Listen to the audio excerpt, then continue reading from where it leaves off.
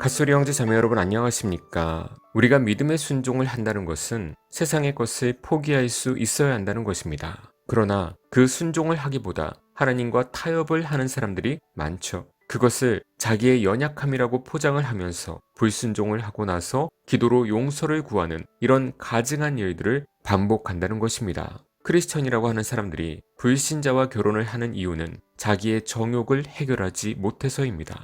믿음의 결혼을 해야 하는데 믿음 안에서는 마음에 드는 사람도 없고 왠지 답답하게만 느껴지고 적당히 나의 신앙생활을 방해할 것 같지 않는 그런 나의 눈에 맞는 불신자를 선택하게 되죠. 그리고 나서 하나님께 기도하면 된다라는 이런 생각을 하는 것을 다 아는데 사람들이 모를 거라고 생각을 합니다. 여러분이 인생 가운데 중요한 믿음의 선택으로 나의 믿음을 증명받을 때는 그렇게 많지 않습니다. 여러분 인생 살면서 가장 걱정되는 것이 무엇입니까? 많은 것 같죠? 아니에요. 별로 없습니다. 돈 걱정, 결혼 걱정, 또 가족 걱정, 회사 걱정, 딱 이 정도입니다. 이 가운데서 과연 나는 믿음의 선택을 할 수 있는가? 아니면 타협하면서 살아갈 것인가? 이런 것에서 증명되지 못하면 그 사람은 이제 끝난 것입니다. 더 이상 삶 속에서 믿음을 확증할 기회가 거의 없어요. 불신자와 결혼하고 나서 죄송하다고 기도하고 요새는 그런 죄책감조차 없는 사람들이 대부분이지만 말이죠.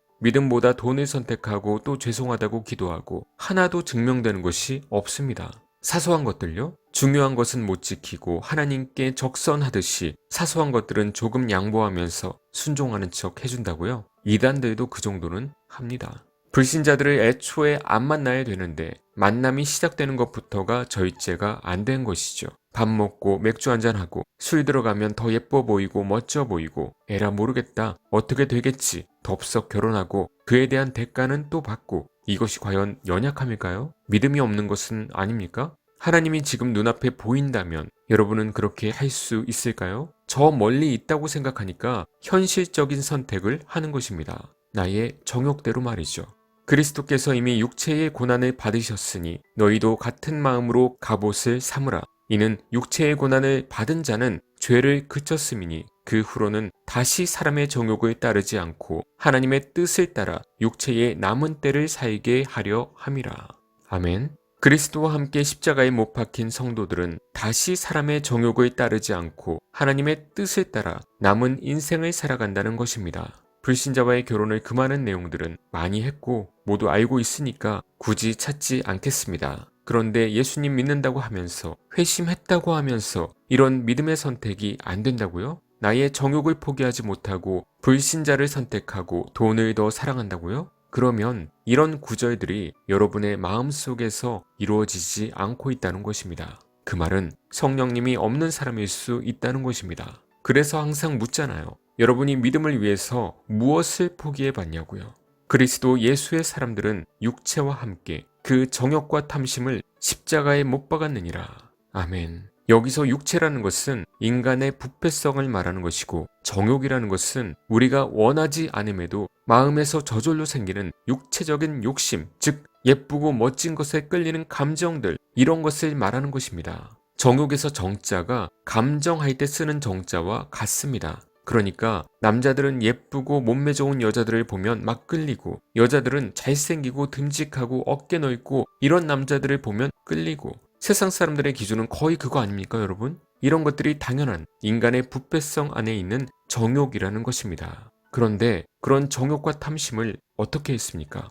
십자가에 못 박았다는 거예요. 우리는 죽을 때까지 그런 정욕 자체는 사라지지 않습니다. 나이가 들어도 멋진 사람은 멋지고 예쁜 사람은 예뻐 보이죠. 그런데 믿음의 의지로 그런 것들을 포기하고 조금 부족해도 하나님께서 택하신 믿음의 사람을 선택하는 것, 그것이 나의 정욕을 십자가에 못 박고 믿음을 선택하는 것이죠. 이런 것이 매우 어렵다면 그 사람은 거듭나지 못했다고 해도 할 말이 없어요. 성령님의 능력이 그 사람에게서 전혀 나타나지 않고 있는 것이라면 어떡할 것입니까? 분명히 그것에 순종하는 사람들도 있는데 말이죠.